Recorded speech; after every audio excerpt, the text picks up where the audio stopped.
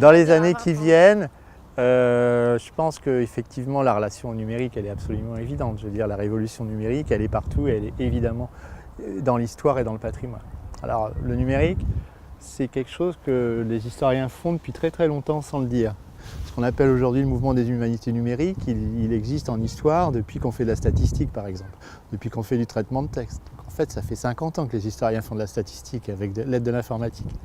Mais tous les démographes, etc., les économistes et autres.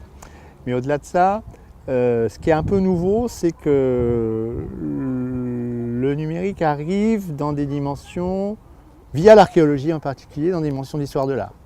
Les archéologues font du numérique et de la modélisation d'objets depuis plusieurs années maintenant. Donc on voit bien que cette approche-là, elle est très très claire. Après, je ne pense pas que le numérique réponde à tout en tant qu'objet numérique. Mais ce qui est intéressant, c'est que le numérique permet d'englober de la donnée. Et donc c'est cette fonction de mise en perspective de la donnée et de mise en relation qui est là. La nouveauté de la science aujourd'hui, et y compris dans le récit historien, c'est pas seulement de travailler sur du linéaire, sur un récit tu vois, de cause A, qui cause B, qui cause C, etc. Mais dire attention, le C il est en relation avec le B et le A, etc. Donc toute cette pensée en réseau qu'on a partout, elle est plus aujourd'hui sur des explications qui permettent de aussi raisonner autour du contexte. C'est très facile de faire un récit linéaire, encore faut-il être capable de l'écrire, mais entre guillemets c'est facile. Mais là, l'intérêt de la donnée et de la gestion de données en réseau, en lien, et de ce qu'on appelle le web sémantique aujourd'hui par exemple, c'est de travailler sur cette mise en relation des nœuds les uns par rapport aux autres et les nœuds des uns avec les autres de manière collective. Et quand on parle de patrimoine, on est bien obligé de se dire que finalement l'historien d'art, qui de manière tout à fait légitime pouvait travailler avant, je parle de l'historien d'art de manière un peu générique, mais ça pourrait être aussi d'autres personnes, il raisonnait en collection d'œuvres. Le musée raisonnait en collection. Et aujourd'hui, la nouvelle lecture du patrimoine, la nouvelle lecture de l'historien d'art, la nouvelle lecture muséographique aussi, c'est de se dire, mais tiens, ça c'est en relation avec ça, c'est en relation avec ça, c'est en relation avec ça.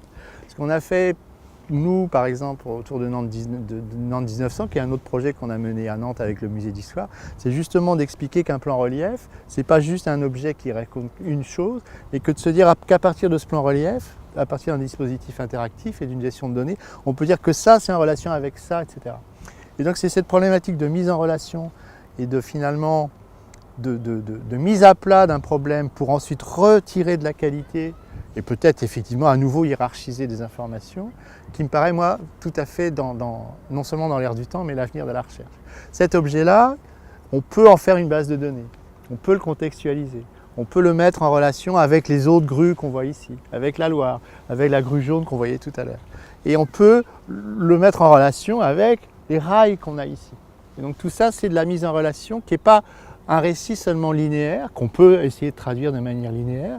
Finalement, ce que je fais à l'oral, c'est un récit linéaire d'une certaine manière, mais bien entendu, mais c'est que je peux écrire exactement de la même façon.